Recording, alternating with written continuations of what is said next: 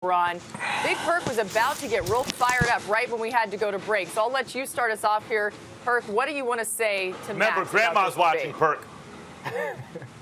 Hey, Max, Cold, Max. you know, hey, Max, and you bring up Kawhi, and listen, I love Kawhi. He's a hell of a player. I think he's the second best player in the NBA right now.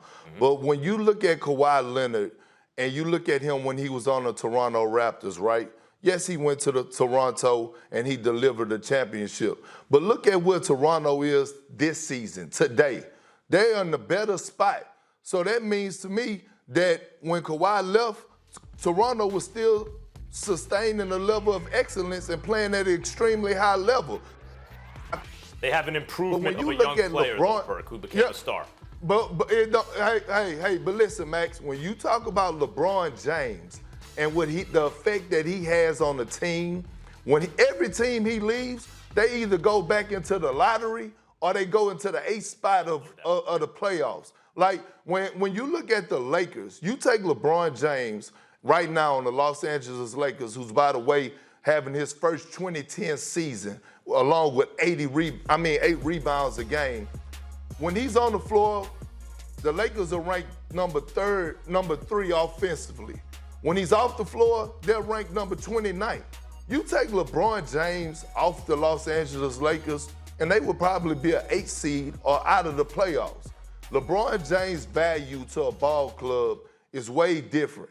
He brings a different effect. And by the way, guys are feared by LeBron James. His peers are feared of LeBron James. So when you talk about LBJ and you talk about him being the best player in the world, to me it's apples and oranges, man, because you talk about the longevity, Max, not a 1-year run or a 2-year run of greatness. You're talking about 17 years of sustaining a level of greatness. Let me say, and that's what LeBron did.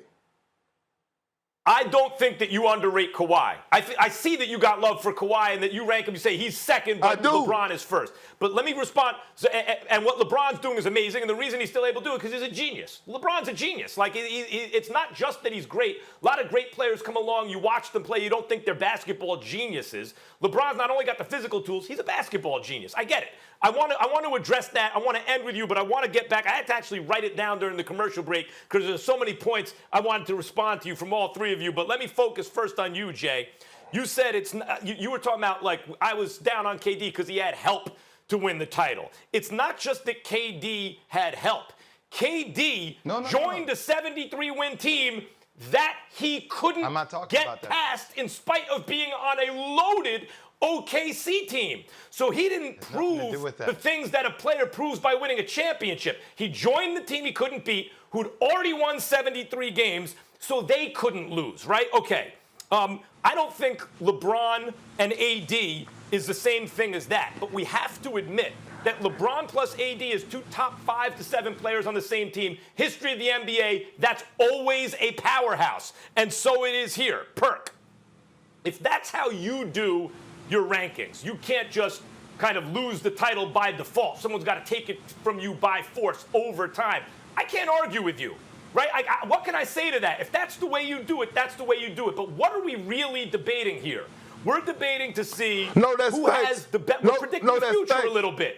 Let me finish this. We're predicting the future. Okay. Huh? Okay. We're predicting the future.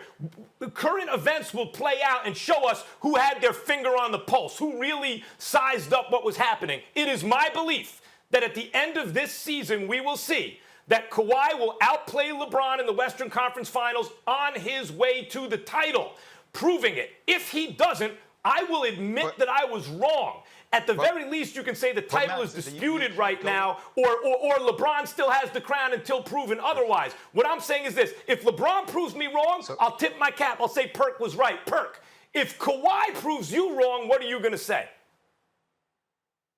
I'm going to tip my hat, but Max, once again, man, we cannot predict the future. Right now, we ask who's the best player in the world. And right now, it's LeBron James, and I told you why. It's not because of 1 or 2 seasons of greatness or, whatever. It's because of longevity, Max. You have to earn that title. I just told you, a sergeant major. That's the difference to being coming in as, a lieutenant or a specialist. It's levels, Max. That's all I'm telling you. It's levels.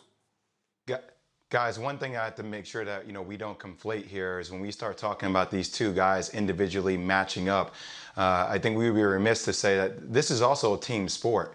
And, I don't want to get here and say, because Kawhi got a little bit better of LeBron James, if they do happen to meet, due to reseeding in Western Conference Finals, NBA Finals, all of a sudden that's going to be the one thing that wins him over the hump.